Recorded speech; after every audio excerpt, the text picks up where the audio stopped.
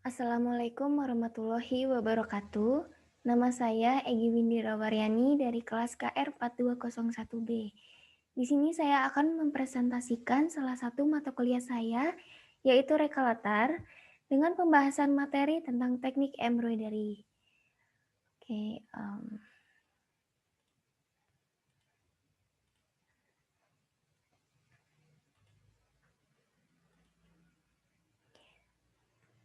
jadi apa itu embroidery? Jadi istilah bordir identik dengan menyulam karena kata bordir diambil dari istilah Inggris embroidery atau embroid yang artinya sulaman. Namun kata bordir ini lebih populer di Indonesia daripada kata sulam. Sehingga orang mendefinisikan bordir sebagai salah satu kerajinan ragam hias yang menitik beratkan pada keindahan dan komposisi warna benang pada medium berbagai kain. Lalu selanjutnya ada macam-macam teknik embroidery yang kurang lebih ini ada 8 jenis teknik. Nah, seperti surface, ini ada 12 jenis tusuk yang contohnya seperti line stitch, couching, can stitch, dan lain-lain. Lalu needle point ada 8 jenis tusuk, count thread ada 6 jenis, metal thread 3 jenis, machine 4 jenis, applique 8 jenis, quilting 5, dan teknik lainnya ada 10 jenis. Lalu masuk pada kapan dan di mana teknik ini ditemukan. Teknik ini ditemukan pertama ini di zaman Mesir kuno. Nah, di sana terdapat lukisan yang memberi informasi bahwa hiasan bordir telah digunakan pada pakaian, pelapis, tempat duduk, gantungan, dan tenda. Nah, yang kedua itu terdapat di Yunani kuno.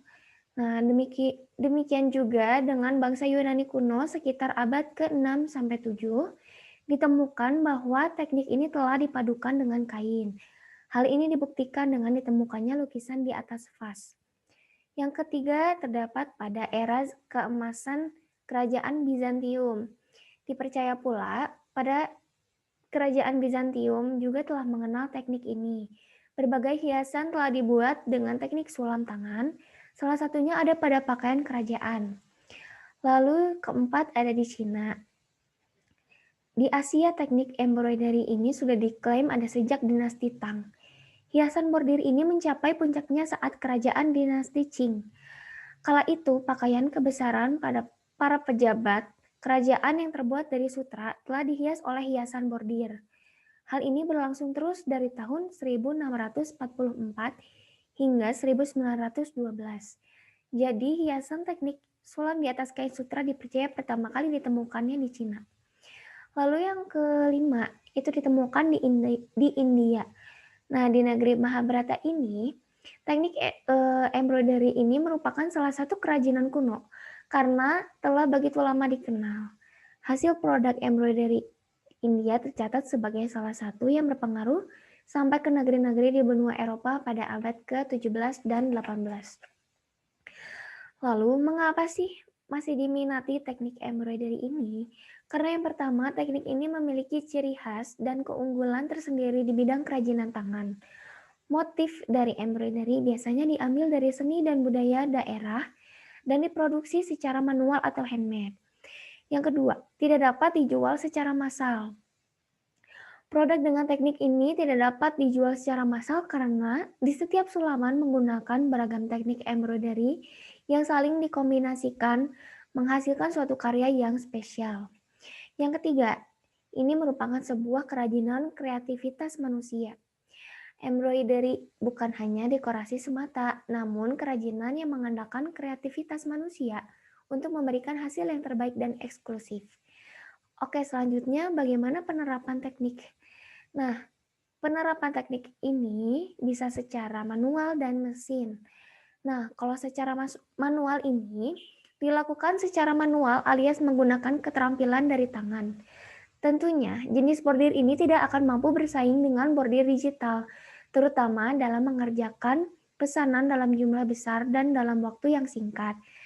Namun, banyak yang melihat bordir manual memiliki nilai jual lebih, terutama apabila yang dibutuhkan berkaitan dengan seni dan kerajinan.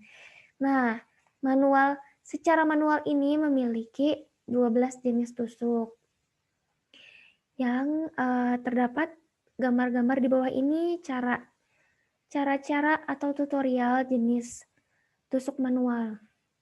Nah, yang kedua itu ada secara mesin atau komputer. Nah, bordir mesin, komputer, atau digital adalah jenis bordir yang tidak lagi mengandalkan keterampilan tangan, melainkan menggunakan perangkat mesin bordir yang terhubung dengan komputer.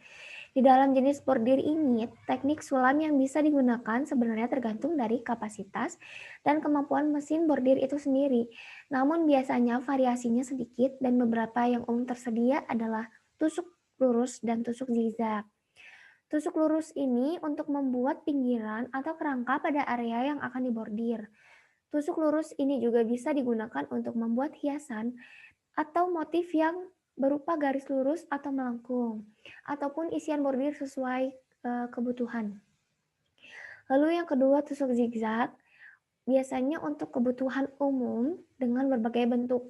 Tusuk zigzag juga umum digunakan di mana kita bisa membentuk beragam hiasan yang lebih kompleks seperti bentuk floral, binatang, dan lain-lain. Selanjutnya kita masuk pada brand-brand yang menggunakan teknik ini pada produknya. Yang pertama, K-Life Love. Jadi konsep brand ini cukup unik, yaitu mengangkat tema merek makanan, binatang, hingga berbagai jenis tanaman. Warna yang diekspor ini yaitu mulai dari warna bold hingga warna pastel. Jenis materialnya seperti kain kanvas, tenun polos, dan sequin. Karakter bentuk dari tekniknya itu, jadi produk ini menggunakan teknik surface embroidery seperti line stitch, long and short stitch, satin stitch, lalu teknik needle point, lalu ada applique, lalu ada mesin bordir. Nah, karakter produknya pada brand ini adalah mulai dari bentuk makanan, tanaman, hingga binatang. Contoh pada bentuk makanannya itu seperti bungkus Indomie yang saat itu sempat viral. Lalu ada Nutella, dan juga ada merek obat seperti merek Panadol, tolak angin, dan juga jenis-jenis tanaman dan binatang lainnya. Lalu brand yang kedua itu ada brand Puka. Jadi konsep brand ini juga unik, yaitu mengangkat tema geometrik, mempis, floral, hingga bentuk-bentuk organis. Jadi cukup luas juga. Dan warna yang diekspor itu colorful dengan mengambil warna pastel. Nah, jenis material yang digunakan yaitu kain goni, belacu, lalu benangnya sulam, payet, dan ada beads. Karakter bentuk tekniknya itu surface embroidery. Nah, menggunakan tusuk seperti tusuk tikam jejak, batang, rantai bunga, flanel, dan lain-lain. Karakter produknya pada brand ini yaitu bentukan tusuk yang bervariatif dengan karakter tema geometrik, mempis pada produk sulam, dan juga beberapa produk teknik sequin dengan bentuk floral yang beragam penerapannya.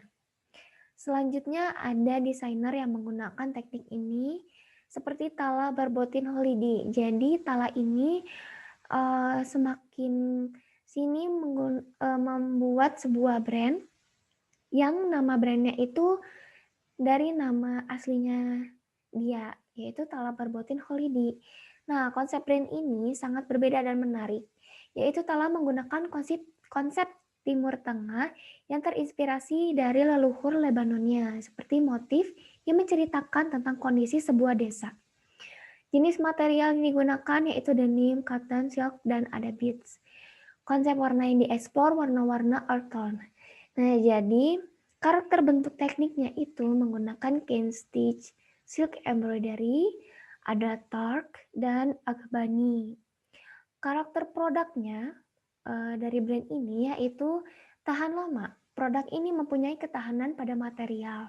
Jadi dapat digunakan dalam jangka yang panjang dengan motif yang bertemakan budaya-budaya dari berbagai desa. Nah, motif dan teknik yang mereka gunakan pun juga berbeda. Jadi selalu menarik perhatian orang. Selanjutnya ada desainer yang bernama Leni Agustin. Nah, konsep pada karya ini bernama Borneo Offbeat. Borneo artinya Kalimantan, sedangkan offbeat yang artinya keluar dari jalur. Biasanya tenun Kalimantan detailnya itu manik-manik, tapi ini diaplikasikan dengan motif. Karya ini juga mengangkat konsep cheerful, girly, dan colorful. Jenis material yang digunakan seperti benang sulam dan benang tenun khas Kalimantan. Konsep warna yang dieksplor yaitu warna-warna pastel yang feminim seperti merah, biru, dan hijau muda. Berpadu apik dengan warna-warna neon yang mencolok seperti orange, ungu, ataupun kuning. Karakter bentuk tekniknya yaitu needle weaving atau Swedish embroidery. Lalu kemudian karakter produknya. Nah, produk ini yaitu mengangkat konsep cheerful, girly, dan colorful dengan bentuk busana mini dress, celana, crop top, dan lain-lain. Dan ini contohnya. Ini contoh produk dari brand-brand yang tadi sudah dijelaskan. Dan ini dari segi warna dan karakter produknya, karakter tekniknya pun berbeda-beda. Oke, selanjutnya hasil observasi produk. Jadi simpulannya, bahwa teknik embroidery dapat diaplikasikan pada berbagai jenis produk dengan penggunaan material seperti kain-kain yang memiliki karakteristik lembut hingga kaku dan tipis hingga tebal. Ketentuan benang dalam pembuatan embroidery dapat dibedakan dengan jenis karakter objek yang diinginkan. Contohnya, apabila karakter objeknya besar, dapat dibuat dengan benang yang berdiameter besar pula. Sedangkan jika karakter objeknya kecil atau memiliki detail khusus, contohnya seperti karakter tumbuhan, maka menggunakan benang yang berdiameter kecil. Lalu karakter teknik. Nah, simpulannya bahwa teknik yang umum atau sering digunakan seperti teknik surface dan needle point. Ini dalam kategori handmade. Lalu teknik surface embroidery dapat dilakukan dengan jenis benang sulam atau benang jahit dengan warna-warna yang kontras. Sehingga surface embroidery terlihat memiliki tekstur karena menggunakan warna-warna benang yang kontras. Kemudian karakter teknik needle point memiliki tekstur yang berbeda-beda karena biasanya menggunakan jenis benang yang beragam pula seperti benang sulam, benang pita, hingga tali. Sedangkan pada kategori teknik bordir mesin dapat menghasilkan beragam karakter bentuk yang lebih detail. Nah, lalu slide selanjutnya ini merupakan konsep mood board dari kelompok saya yang mengangkat tema floral yang berjudul Flower Bloom. Jadi konsep floral ini menggambarkan kegembiraan yang indah dan cantik, serta warnanya yang colorful juga memberikan kesan kebahagiaan. Layaknya bunga yang mekar, seperti menggambarkan sesuatu yang baru atau harapan yang baru. Konsep floral ini diangkat untuk memberikan kesan bahagia, cinta, dan harapan bagi setiap yang melihatnya. Dengan adanya konsep floral ini diharap mampu menarik kembali perhatian orang-orang yang akan karya embroidery dengan bentuk bunga seperti astil, rose, lavender, dan lain-lain. Dan juga warna-warnanya yang indah. Rencana teknik yang akan digunakan pada konsep ini yaitu Brazilian Stitch atau Fantasy Stitch. Material yang digunakan yaitu benang rajut, sulam, atau benang katun. Nah, selanjutnya konsep material. Jadi saya membuat sebuah alternatif material yang akan digunakan selain menggunakan benang sulam dan benang jahit, yaitu mulai dari benang yang berdiameter kecil hingga besar seperti benang sakura, benang DMC, benang pita, dan benang popi. Lalu alternatif teknik yang akan digunakan itu menggunakan teknik surface antara lain line stitch, couching, cane stitch, long and short stitch, isolated stitch. Nah, sudah sekian presentasi dari saya. Maaf apabila masih banyak kekurangan. Terima kasih. Wassalamualaikum warahmatullahi wabarakatuh.